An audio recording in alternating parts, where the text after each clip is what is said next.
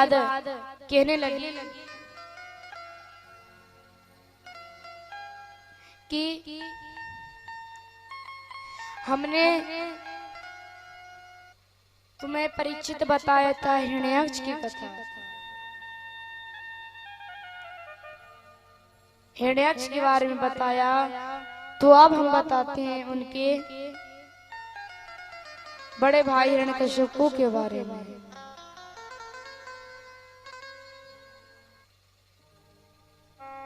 जब इनका जो छोटा भाई हिरण्याक्ष था, जब वो पृथ्वी को ले गया, जब भगवान ने उसे मार दिया और भगवान पृथ्वी को ले आए, तो उसका बड़ा भाई हिरण्यकशिपु बड़ा क्रोधित हुआ।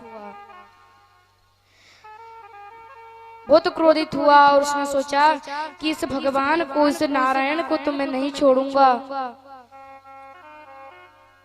इस नारायण को मैं नहीं छोड़ूंगा। इसने मेरे भाई को मार दिया। अपनी पत्नी से कहा कि मैं जा रहा हूँ तपस्या करने और 100 वर्ष के बाद लौटूंगा। पत्नी से कहकर के चले गए तपस्या करने। जैसे ही ये बात देवताओं को पता चली, देवता डरने लगे और जाकर के बृहस्पति के पास पहुंचे। बृहस्पति ने कहा कि फिक्र मत करो। बृहस्पति ने एक तोते का स्वरूप बनाया और तोते का स्वरूप बना करके जहां वो तपस्या कर रहे थे, वहीं अपना आसन लगा करके बैठ गए। जैसे ही वह बोलते ओम ब्रह्मणे स्वाहा, ब्रह्मा जी की तपस्या करने गए तो उन्होंने कहा ब्रह्मणे स्वाहा। इधर बृहस्पति जी बोलते ओम नारायण स्वाहा। पहले तो उन्हें कोई नहीं दिखा, फिर उन्होंने कहा ओम ब्रह्मणे नमः। तभी तोता बोला ओम ब्रह्मणे स्वाहा। बोले कि अभी तो मैंने नमः कहा, तो डबल से स्वाहा की आवाज कहां से आई। जब उन्हें तोता दिखाई पड़ा, उन्हें लगा कहीं ये तो नहीं बोला, तो चुपचाप बोले ओम ब्रह्मणे स्वाहा और तोते की तरफ देखने लगे। तोता बोला ओम नारायणाय स्वाहा। समझ गए कि ये तोता ही ये पत्थर उठाया और तोते को दे मारा, परंतु उसको नहीं लगा और वो चला गया। फिर से बोलने लगे ओम ब्रह्मणे स्वाहा। फिर तोता बोला ओम नारायणाय स्वाहा। परेशान होकर के घर चले गए। अब इधर माता ने पूछा इतनी जल्दी आपका कार्य हो गया। उनकी धर्मपत्नी ने पूछा, कयाधु ने पूछा क्या इतने जल्दी आपका कार्य हो गया, इतनी जल्दी 100 वर्ष व्यतीत हो गए। हिरण्यकश्यपु ने कहा अरे 100 वर्ष क्या, अभी तो 1 भी वर्ष पूरा नहीं हुआ, 1 भी वर्ष पूरा नहीं हुआ। कहा क्यों? तो कहने लगे अरे एक तोता आया और मेरे पूरे कार में विफल डाल दिया, पूरे कार में टांग अड़ा दी। मैं ब्राह्मण स्वाहा बोला, वो नारायण स्वाहा बोला। कयाधु ने पूछा कि वो गा के बोल रहा था कि वैसे ही कह रहा था, तो कहने लगे गा के कह रहा था, कैसे कह रहा था?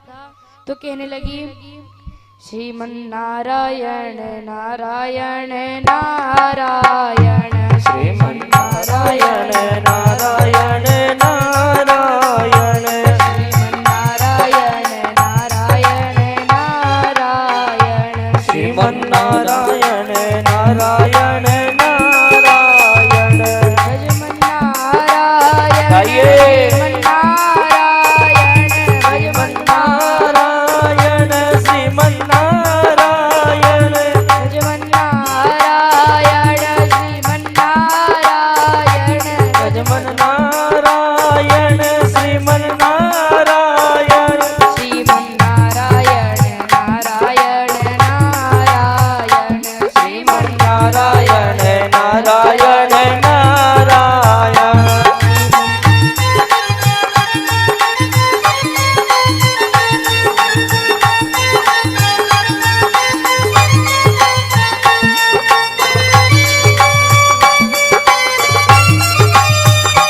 श्रीमन नारायण भवतारायण, नारायण भवतारायण, श्रीमन नारायण नारायण नारायण, श्रीमन नारायण नारायण नारायण।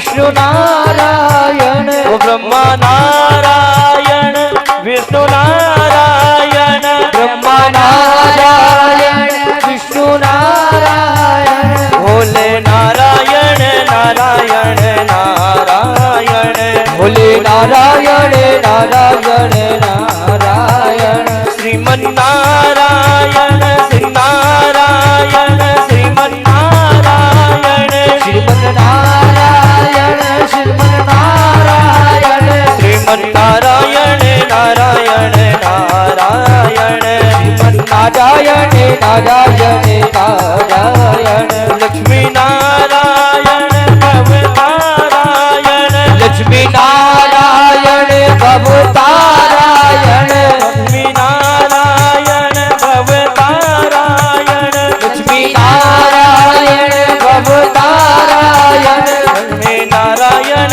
नारायण नारायण, लक्ष्मी नारायण नारायण नारायण, ओ लक्ष्मी नारायण नारायण नारायण, लक्ष्मी नारायण नारायण नारायण।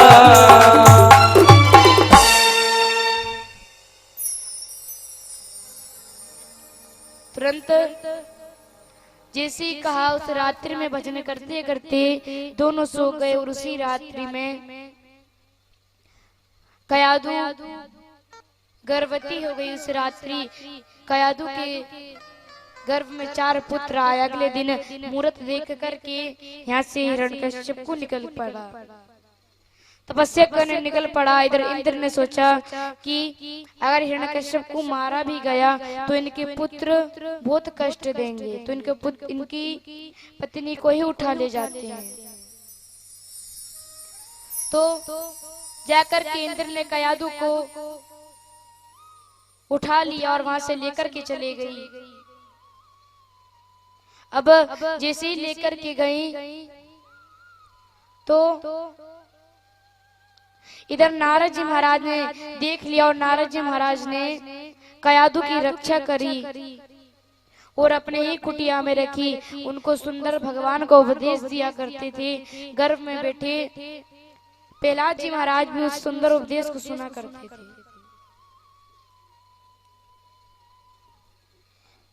कुछ दिनों बाद उनको पुत्र हो गया और उनकी तपस्या भी सफल हुई। ब्रह्मा जी प्रकट हुए और जैसे ही ब्रह्मा जी हुए कि ब्रह्मा जी ने कहा वरदान मांगो पुत्र। उन्होंने कहा कि मुझे अमर होने का वरदान चाहिए। जिससे अमर होने का वरदान मांगा तो उन्होंने कहा कि नहीं, अमर तो जब हम खुद ही नहीं है तो तुम्हें कहां से दे दें। अमर तो हम खुद नहीं है तो तुम्हें कहां से अमर होने का वरदान दे दे। तो हिरण्यकश्यप ने कहा कि चलो ठीक है, तो जो वरदान मुझे चाहिए वह सब वरदान दो। ब्रह्मा जी ने कहा ठीक है। तो उसने तो वरदान की छड़ी लगा दी, ना मैं दिन में मरूं ना रात में मरूं, न घर के अंदर मरूं न घर के बाहर मरूं, न ऊपर मरूं न नीचे मरूं, ना ही 12 महीनों में मरूं, ना ही ब्रह्मा जी आपकी बनाई हुई सृष्टि में किसी भी व्यक्ति से मरूं, ना ही नर से मरूं और ना ही नारी से मरूं, और ना ही मैं किसी पुरुष से मरूं। जैसे इतने वरदान बोलने लगा, ब्रह्मा जी ने कहा अरे भाई बस कर, इतने वरदान क्यों मांग रहा है। माना तेरी जैसी तपस्या कोई नहीं कर सकता, पर तेरे जैसे वरदान भी कोई नहीं मांग सकता। एक बार ब्रह्मा जी ने उन्हें बताया हिरण्यकश्यप को कि एक बार तुम्हारा जैसा भक्त था, उसने मेरी खूब तपस्या की। पहले तो वो एक रास्ते से निकला, अपने मार्ग में उसे एक संत मिला। संत से बोला क्यों संत, ब्रह्मा विष्णु महेश में सबसे पहले प्रसन्न कौन होते हैं। संत ने कहा कि ब्रह्मा जी। संत ने जैसे कहा ब्रह्मा जी, तो अपना आसन लगाया और बैठ गया ब्रह्मा जी की तपस्या करने। मेरी तपस्या की और जब मैं प्रसन्न हो गया, मैंने कहा वरदान मांगो। उसने कहा कि मैं एक वरदान नहीं 3 वरदान मांगूंगा। तो उसने कहा कि मैं एक की जगह 3 वरदान मांगूंगा। तो मैंने कहा कि नहीं, मैं तो एक ही वरदान दूंगा। तब उसने कहा कि ठीक है, मुझे एक वरदान में ये चाहिए कि मैं 3 वरदान मांग सकूं। ब्रह्मा जी ने कहा बहुत अच्छा दिमाग लगाया, बोले चलो मांग लो 3 वरदान। तो कहने लगा कि पहला वरदान तुम्हारा एक सुंदर सा मकान बन जाए और दूसरा कि मेरा एक सुंदर कन्या से विवाह हो जाए। ब्रह्मा जी बोले तथास्तु, तीसरा वरदान मांगो। जैसी तीसरे वरदान की बारी आई तो कहने लगा कि मुझे तीसरे वरदान में ये चाहिए कि जब चाहो जब 3 वरदान मांग सकूं। और ब्रह्मा जी चले गए। अब बारिश हुई तो घर का पेंट उतर गया, तबीयत खराब हो गई, बुखार आ गया। ब्रह्मा जी आओ कहकर के पुकारने लगा। ब्रह्मा जी आए। ब्रह्मा जी ने कहा हाँ बताओ क्या हो गया। कहा कि मैंने आपसे 3 वरदान का कहा था। बोले हाँ मांग ले। तो कहा पहला वरदान तो ये दो कि मेरे घर का जो कलर है वाटर प्रूफ हो जाए, उसे कभी कलर ही नहीं निकले। और दूसरा वरदान ये देना कि मेरे अंदर कभी किसी रोग का कभी भी कोई रोग ही ना प्रवेश कर सके, मेरे शरीर में कोई रोग ही नहीं आए। ब्रह्मा जी बोले तथास्तु। अब बोले बेटा तीसरा वरदान। बालक ने कहा कि तीसरा वरदान मुझे ये चाहिए कि जब चाहो जब 3 वरदान मांग सकूं। ब्रह्मा जी बोले अरे भाई, तूने मुझे तपस्या वरदान मांगने के लिए की इतने सारे कि तूने अपना इतिहास में नाम लिखवाने के लिए किया कि भगवान के चरणों की तुझे प्राप्ति करनी चाहिए, तुझे भगवान के लिए कुछ मांगना चाहिए। पर तू है कि हर एक छोटी छोटी चीज के लिए बुला लेता है, कभी घर के लिए बुला लेता है, तो कभी सर्दी जुकाम हो गया तो मुझे बुला लेता है। ब्रह्मा जी परेशान होकर के नारायण के पास पहुंचे। भगवान नारायण ने कहा अरे इतना परेशान होने की क्या जरूरत है, अगर पहले ही आ जाते तो इसकी मुक्ति अभी कर देते। सरस्वती मैया को आदेश दिया कि जाओ इसकी जीवान पे जाकर के बैठ जाओ। सरस्वती मैया जाकर के उसकी जीवान पे बैठ गई। तुरंत सरस्वती मैया ने ब्रह्मा जी को बुलाया। ब्रह्मा जी आए तो कहा कि मुझे पहला वरदान ये चाहिए कि मेरा मन भगवान की भक्ति में लग जाए, दूसरा वरदान ये चाहिए कि सदा मैं भगवान के चरणों में रहूं, और तीसरा वरदान ये चाहिए कि हमेशा वैकुंठ में मेरा निवास हो। ब्रह्मा जी ने कहा भाई जो चाहिए वो ले ले, वैकुंठ में निवास ले ले, भगवान के चरण ले ले, पर मेरा पीछा छोड़ दे। ब्रह्मा जी तुरंत तथास्तु कहकर तुरंत गायब हो गए।